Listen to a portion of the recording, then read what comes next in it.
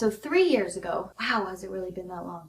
I was bored one weekend and I decided to put together a Harry Potter Ravenclaw themed parody of Rebecca Black's Friday, which was all the rage at the time, if that adequately illustrates how long ago this was. I showed it to my friends, we had a good laugh, and that was that. Oh no, wait, it went viral. And the success of that video was ultimately what led me to found Not Literally. But it was also a song parody I wrote in about an hour, and I didn't really think about a lot of people seeing it. The middle section seemed funny in the context of the inter-house spats that I had with my friends, but it has gone on to leave a lot of people very angry. So I thought I'd put together a little video to show you guys what I really think about all the Hogwarts houses. And here we go. Okay, I'm a Ravenclaw, that much is true, but I agree that the shallow portrayal of Ravenclaws as nerdy bookworms is cheap and is frustrating. I mean, yeah, Ravenclaws can be bookworms, I sure am, but that doesn't mean that that's all they are. Ravenclaws are passionate about learning, and although that can come from reading books, it can also come from experimenting and travel and discourse and all kinds of really cool things that don't necessarily happen in a library.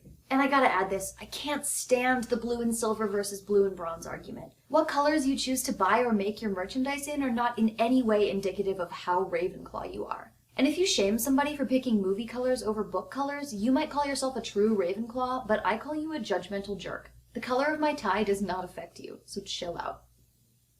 The Gryffindors are morons line has by far received the most comments. People are quick to bring up Hermione, which I think is fair, but the truth is that I don't really think Gryffindors are stupid. They can be impulsive, I think, and they don't always make decisions based on logic, which isn't necessarily a bad thing. Sometimes a Ravenclaw might make a logical decision, but a Gryffindor would make a just one. That's kind of the point. I also think Gryffindors have it kind of rough, because since the main characters are Gryffindors, the assumption is that if you're a surface-level Harry Potter fan, you would side with Gryffindors automatically. So I think serious fans who are truly Gryffindors are burdened with the task of proving that they're Gryffindors and not just following Harry's lead, which stinks. Overall, though, to be honest, I don't really like talking about Gryffindors. We have 7 books of talking about Gryffindors. Can we move on?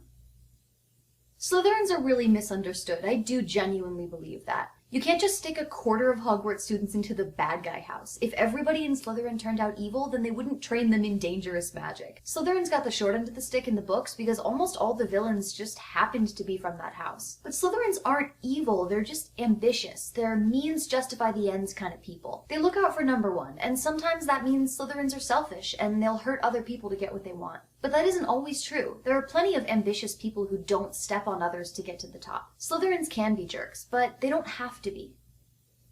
I saved the Puffs for last because I have a lot to say about them. They're consistently the butt of jokes, and the majority of their fan media representation is negative. From Star Kids' What the Hell is a Hufflepuff, which every Hufflepuff has heard a million times more than they needed to Second City Network's lactose-intolerant Hufflepuff who can't seem to string together a functional sentence. It's hard out there for a Hufflepuff. Especially since J.K. Rowling herself said that Hufflepuffs are her favorite house. And let's look at the list of traits. Loyal, hardworking, kind. Hufflepuffs are the best of us. We should all aspire to be more like Hufflepuffs. And it's easy to make a cheap Hufflepuff joke. I know, I've done it. In comedy, there's this thing known as punching up, and it basically just means don't mock somebody who's already down. Make fun of Wall Street executives, not homeless people. Make fun of white supremacists, not Holocaust survivors. And make fun of Gryffindors, not Hufflepuffs. They've been through enough. What house are you? And do you agree with what I said about your house? Tell me in the comments. Red fur, a hand-me-down collar. You must be a Weasley. Strange things did happen here, no stranger would